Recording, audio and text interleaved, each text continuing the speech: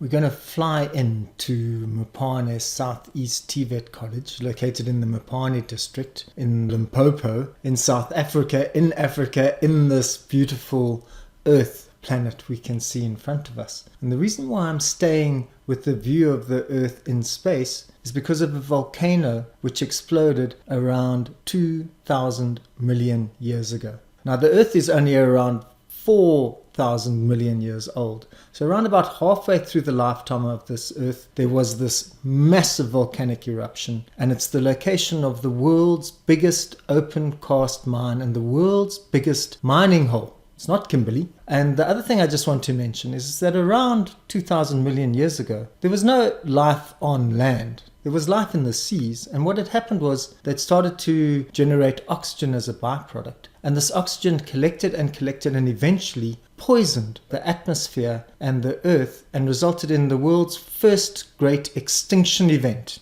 the Great Oxidation Event. And we're now currently going through another extinction, except this is the 6th extinction the earth is going through, and this is due to our activity on the planet. Let's start the process of flying into our location. And the first thing that I want you to look out for as we move in is you'll see that it's located in the far northern area of South Africa, quite near the old Delagoa Bay or Maputo. And that's going to become key because for thousands of years, iron and copper has been mined in this area, not by the whites in the last 100 years or so. I'm talking about thousands of years ago, proud mining traditions in this area. Exactly at the place where we're flying into the hole used to be a koppie called Lulakop, and that's where the locals mined over there. So we're moving into the actual great hole, and you can see that it's around about 2 kilometers wide, 450 meters deep, and it's had a great wall collapse, which the engineers actually predicted, and they stopped mining there because it was going too deep. And that caused a massive issue with the Phalaborwa area because there was concern that the whole mine would close down. But with Chinese investment and black economic empowerment investment, it's meant that we now have a situation where renewed mining is going on, but now underground. So it's still got a long period of future growth ahead of it. It's already extracted massive amounts of copper from here. I think it's like around 2.7 million tons. But we want to tell the story of Phalaborwa, and we want to tell the story of the apartheid racist nature of the area as it developed. It was an incredibly conservative place at one stage. You can see the locations. We've just flown over them on the one side. And now we're flying into Phalaborwa, which was the historically white town. You'll notice again, classically, it's green.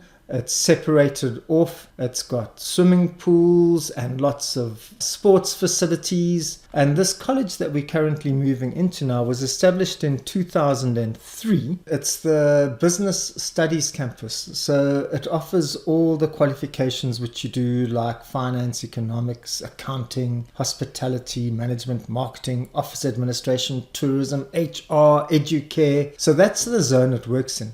It's got very good facilities. It's got great residences. It's got a good reputation as a place which you can go and study. And it's a highly sought after area to go and work in. And we're just going to lift off from here, but we're going to stay in the Phalaborwa town because I want to visit the local Musate Hotel School, which is like a satellite campus. It's really well equipped. It basically offers the occupational qualifications. You can do things like professional cookery there. You can become an assistant chef. You can see it's situated on a nice koppie. It's got a good reputation, but it hasn't got such a high profile. Initially, I kind of struggled to find it. And if you're wondering why the whole TVET college is called Mopane Southeast, well, the Mopane district is named after the mopane worm, which is a very famous delicacy and source of protein in the area. But it was called Southeast because it was a combination of colleges from the south and the east. Now, Phalaborwa was in the east, and the South College actually got taken away from it when the demarcation happened and allocated to Mpumalanga.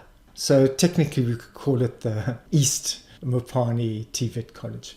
I'm pulling out because I want to give you the sense of just how big this mine is, one of the world's biggest mines. So you get a sense of the extent. But at the same time as that, as I pull out, with the green Phalaborwa behind you, I really now want to make sure that we fly over the Namakhale and Lulekane townships so you can get a sense of the enormous damage done by apartheid to this area. The AWB, Afrikaner Weerstandbeweging, very strong over here historically. But this town has been transforming. And over the last 10 years, it's transformed more and more to the point now where there's a sense that it's one of the most transformed post-apartheid cities, as they would say.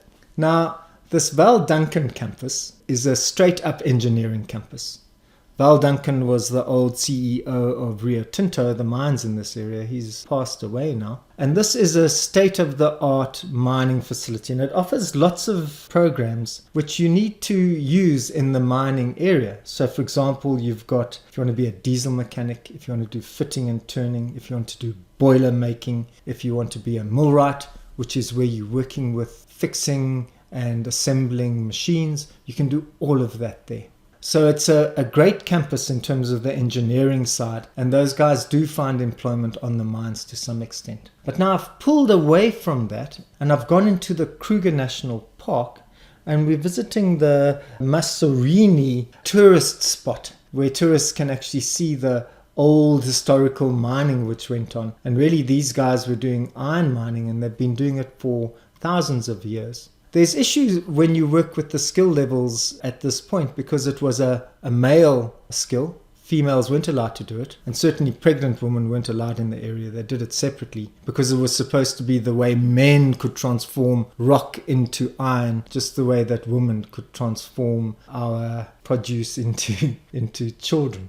So that gives you a very brief account of the way the Mopane Southeast TVET College works. As I pull out, I'm trying to pull out so you get a sense of the Kruger National Park, which is right nearby. There's a gate in Phalaborwa, so it offers lots of tourist opportunities in terms of employment. But also historically, this was a site which was located near Delagoa Bay, so you had these massive historical trade routes happening over thousands of years in this area. And the locals who stayed here, they didn't grow crops. What they did instead was they traded. They made the iron, and for the iron, they then basically got crops and they got livestock and that kind of stuff. But the other reason why I'm pulling out over here is you can see the Messenger Dam over there, and that's very near the Mozambique border in the beautiful Kruger National Park. And that's also the site to your right of the Gaza Kingdom. And that's the story of Shosha Ngane,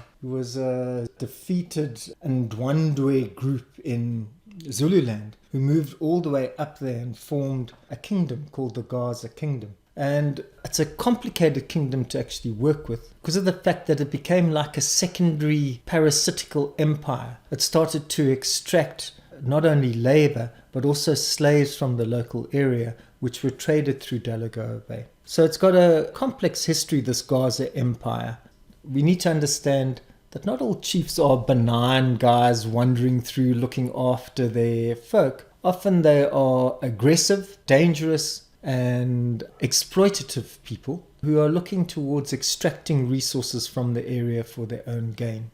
And that gives us first sight of Mopane Southeast, one of the best TVET colleges in the country, working in this post-apartheid town, which used to be one of the most racist towns, with that huge open pit mine as a result of volcanic explosions, with our people having mined there for thousands of years, and who still work there, only it's now underground and they're working for Chinese companies and big black empowerment groups. And in all of this we have Mopane Southeast charting a way forward for our people in the country.